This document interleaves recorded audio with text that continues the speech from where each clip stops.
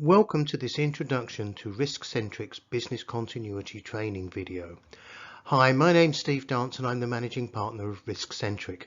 We specialize in helping organizations to develop business continuity and crisis management plans. Our approach is based on a very straightforward principle. Most organizations can develop business continuity plans with their own skills and resources and without the need for contracting in external assistance or without shipping people off to sit in classrooms for days on end. Any organization can do this with the right knowledge, the right tools to ensure that they capture the right information in the right way at the right time, and the correct pace of delivery for training. We've enabled many organizations to develop their business continuity plans using our approach of providing video-based training supported by our business continuity plan development templates and with the additional assistance of online help. All of these can be purchased separately so that you can get the help you need when you need it. The next few minutes of this video will give you an overview of the training course content and the other business continuity plan development resources that are available to you as part of our services. But before we do that, I'd like to take a few minutes to explain to you why we believe our approach to business continuity plan development delivers exceptional results at significantly lower cost than traditional classroom-based training and/or consultancy services. Let's first take a look at traditional classroom-based training. Well, firstly, it's delivered at the instructor's pace, not yours. You can't pause or rewind the instructor if you want to go over something again. If it's a public course, you can't stop and have a discussion with colleagues about how something would apply to your organization. Participants are drawn from different backgrounds and different organizations, so it's difficult to find relevant common ground. With video-based training, you can watch the video with your colleagues and discuss points at any time, and then resume watching the video. And finally, it can be really boring listening to a lecture and watching a slide deck consisting mainly of bullet points, which is why our training videos concentrate on showing you how rather than telling you how, by using animated examples of business continuity plan content so that you can see what you should be producing at each stage of the process. Let's now think about resources. Most training courses will send you away with a bunch of presentation slides, which will be the ones that you have already seen during the lecture part of the course. You don't get the opportunity to access the tools to help you do the job. That's why we give you the option to download the business continuity planning templates that are used in the worked examples in our training course.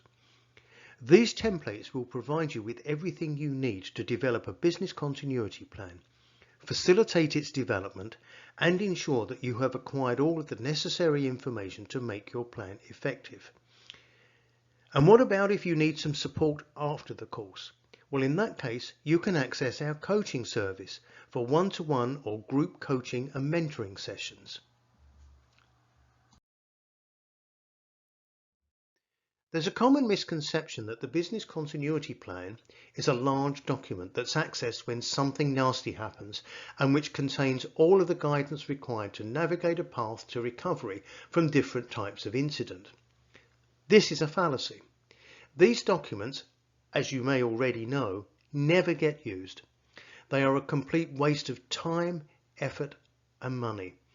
And many business people intuitively know that these large unwieldy documents serve very little purpose except for a box-ticking exercise.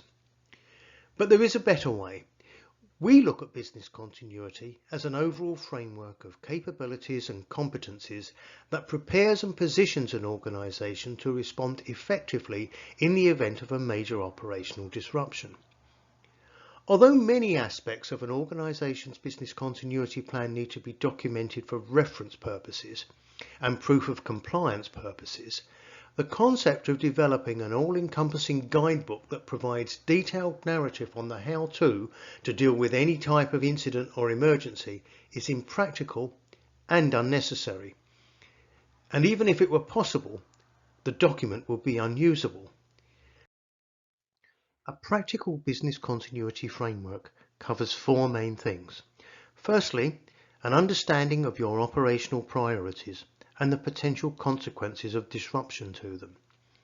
Second, creating the required resilience and recovery capabilities within your organization's infrastructure so that you can get things up and running before the impact of disruptions becomes unacceptable.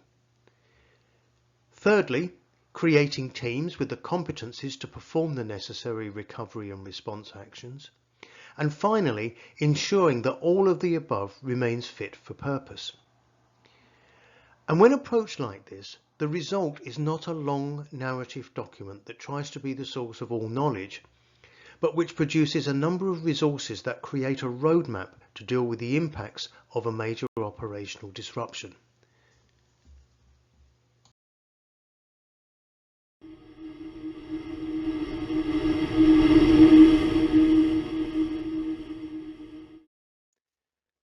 Thanks for listening to our approach to business continuity plan development. The next few minutes of this video will show you the beginning of the business continuity planning step-by-step training course so that you can make sure that it's right for you and your organization.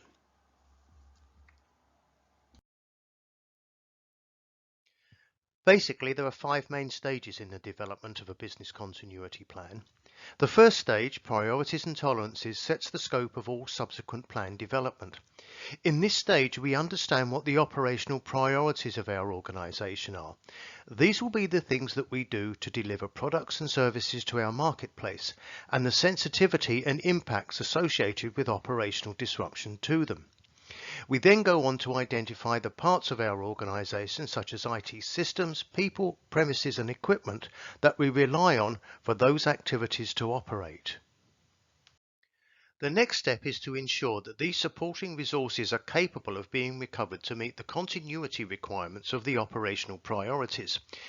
We refer to these as core capabilities because they support all operational priorities and indeed other activities within the organization.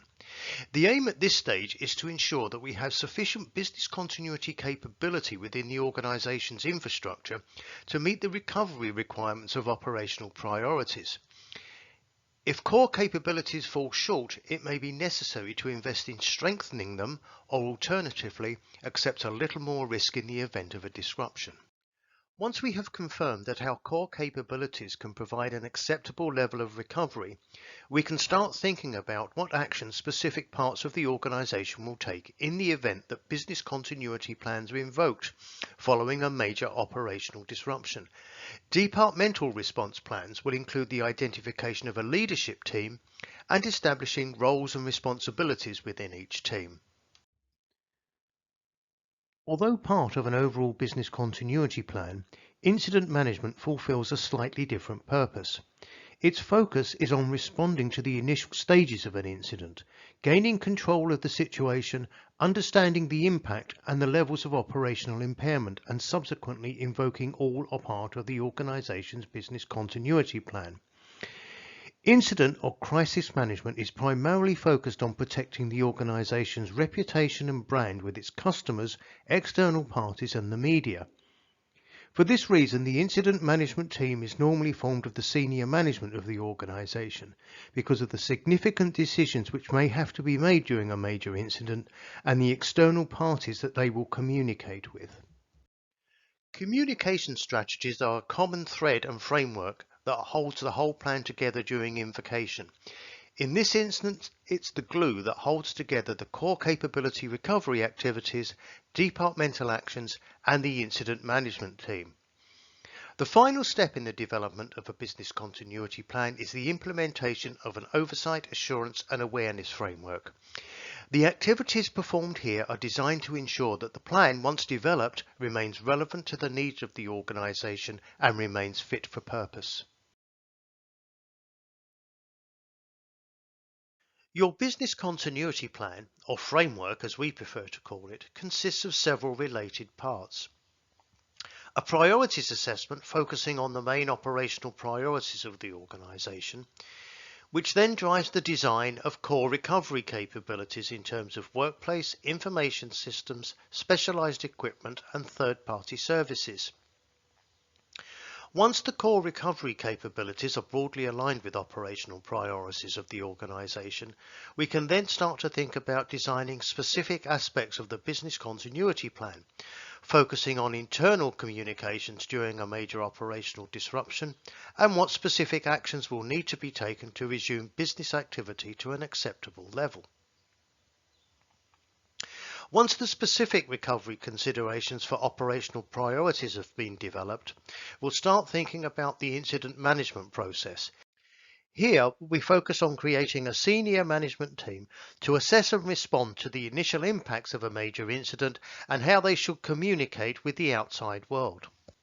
Our final step is putting in place a process to ensure that our plans stay fit for purpose and that the wider organisation is aware of what will happen if our plans are invoked and what they will need to do. So you can see, although we often use the term business continuity plan, it's actually a framework of several components that help us to focus on priorities, ensure that we have the overall capability to meet those priorities, and define actions to be taken by different parts of the organisation during a major incident and/or operational disruption. And finally, we have a process to ensure that we can keep our plan relevant and up to date. By doing things in this way, developing a business continuity plan is made much easier because we can break the process down into a series of manageable steps and ensure that once developed, specific parts of the plan are owned by specific people. Building plans in this way ensures that the plans are usable when they are required. In a pressurized situation, people don't read manuals. They need a source of quick reference for guidance. That's why we don't provide a huge document as a template. They just don't work. Our aim is to produce a series of information resources so that the business continuity needs and capabilities of an organization can be defined and regularly assessed with separate, concise plans that can be quickly referred to and used as guidance when needed. The training course is organized into 3 modules. Module 1, Building the Business Continuity Plan, will show you how to quickly develop a comprehensive business continuity plan for your organization. Module 2 covers incident management, which is the process of gaining command and control of a major incident and activating the relevant parts of your business continuity plan. Module 3 covers oversight, assurance and awareness, which shows you how to keep your hard work fresh and up to date and relevant to the needs of your organization.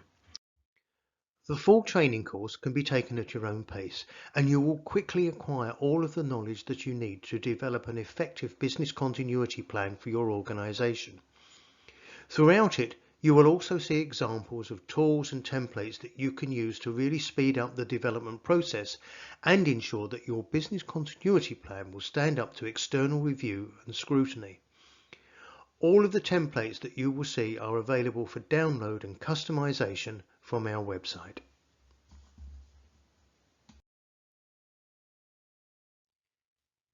Thank you for watching this introduction, and please feel free to connect with me either on LinkedIn or via our website www.riskcentric.co.uk.